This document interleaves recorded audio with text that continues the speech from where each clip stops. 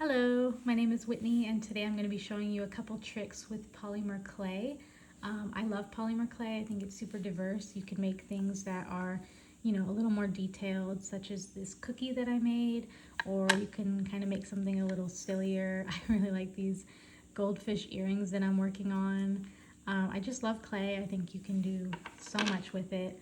So I'm just going to be sharing a couple of tricks with you, but I just want to get started with some of your essentials for today. So today I feel like making a polymer clay toast, so I am going to be using Sculpey Premo in the shade Ecru. I am also going to be using Sculpey Premo in the shade White, and I am going to be using liquid clay, translucent liquid clay, and I am going to be using a Sculpey clay tool starter set. I also have some various other tools I'm going to be using. I'm going to have these like measuring sticks to roll out my clay. I have a scoring tool, a X-Acto knife, I have a toothbrush, some yellow acrylic paint, and then I have a roller. So we're going to start by blending and conditioning our clay. I know that I want to combine these two colors to get the color that I would like for my toast. And it is very important to condition your clay when it's fresh out of the package. You're going to want to knead it until it is a softer consistency to work with, okay? Otherwise your clay could crack. Remember that patience is key when it comes to conditioning your clay. As tedious as it may be, you really don't want to skip this step. I remember when I first started, I was lazy. I skipped it and my piece came out of the oven and it cracked. So if I had just been patient, I wouldn't have had to start over. Whew, okay, I had to finish that off camera. That took me a little while, but now my clay is blended and conditioned. You're definitely going to feel a difference once it's conditioned. It's a lot softer now and definitely ready to work with. Okay, so now we're going to work on getting it to the size we want before we cut out our toast. So these tools are very nice if you do not have a pasta roller. If you do have a pasta roller, that is a great way to flatten your clay and get it to the size you want. But when I was a beginner, I did not have that, so we're going to be using these. So I grabbed a nice thin size to work with. That's the size I want for my toast. And we're just going to start rolling it out. Okay, so I've got the size that I wanted, and now we're going to start on cutting out a shape for my toast. If you have cutters, that is totally fine. Again, when I first started, I did not have any cutters, so I freehand cut a lot. You can make yourself a stencil if you would like to do that, but I'm just going to be freehand cutting today. I just wanted to show you, this is a piece of toast with locks and capers and such that I made a little while ago. I do want to kind of mimic this shape again for my toast, so I am going to be kind of replicating this shape again.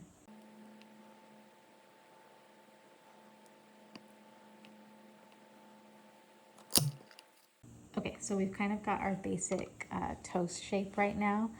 In times like this, you definitely want to trust the process. I know right now you're like, oh, what is this weird shape? But you just have to trust yourself sometimes, okay?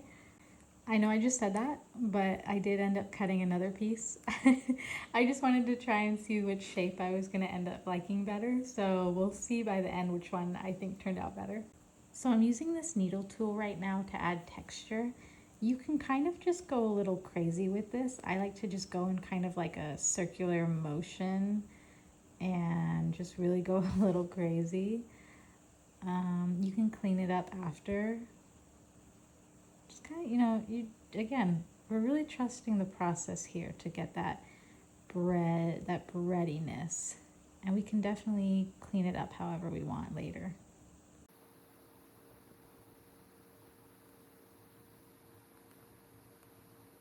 So what I like to do now to finish up the texture is kind of go at it with a scoring tool.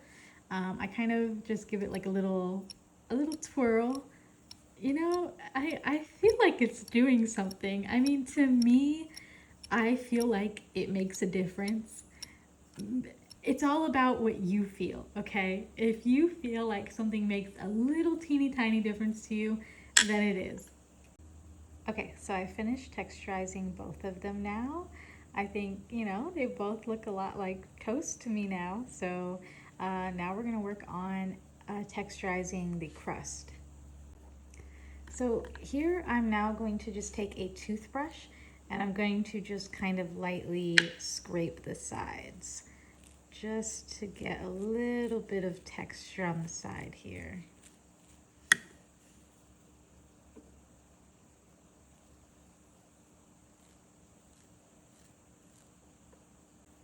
Okay, so I feel like this toast needs a little bit of color, so I am going to use some chalk pastels to add a little bit of color. So if you do not have chalk pastels, when I first started, I actually used eyeshadow. And for me, that worked just as well. So, you know, it is all about, we're artists. We just use what we have on hand, and most of the time, I think it works out. So, you can also use paint if you do not want to use pastels or eyeshadow. However you feel comfortable is totally fine. Just use what you are comfortable with. I'm comfy with these. So you can see I use these quite a bit. I like to combine the colors to get the kind of desired color that I want for the toast. Okay, so now that I've got the color that I want, I'm just going to take my toast and I'm going to dab a brush into the chalk pastels, and I'm going to very carefully just brush it on the edges here. And you can just build it up as you go to get the color that you want. Okay, I think they're looking pretty toasty now. You know, I'm just going to add a little bit more on the top and we will finish with that.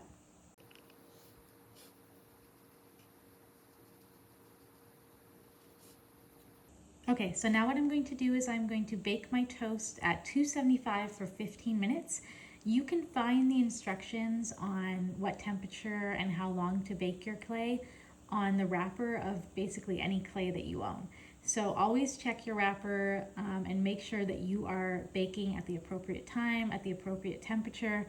This will just ensure that you are not burning your clay and that it comes out, you know, it doesn't break when it comes out. So I'm not finished with my toast, but I do like to bake as I go. The reason for this is because with all this texture that I added, I don't want to risk accidentally squishing it and then having to retexturize it later. So I'm going to bake it now so that the texture stays, and then I'm going to add on to it, okay? And I'm also going to be baking this on a ceramic tile. If you don't have a ceramic tile, you can bake it on a pan with parchment paper, but I like my pieces to lay flat. And I notice when I just bake them on parchment paper, they tend to warp or bend in the oven, and it's not perfectly straight. So that is what I'm going to do now. Okay, so while my toasts are in the oven, I am going to be cutting out little dabs of butter to go on top.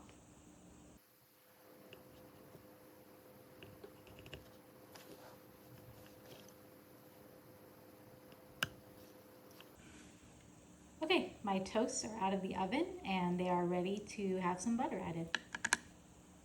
Okay, so before we start with that, I actually wanted to make a little bit of melted butter.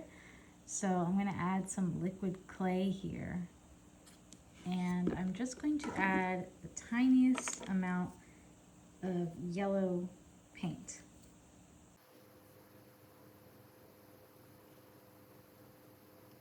Okay, so now we're just going to brush on our melted butter onto our piece of toast.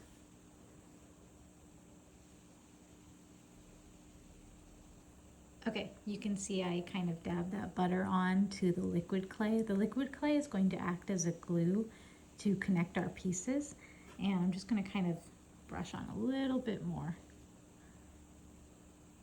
Kind of like over the top.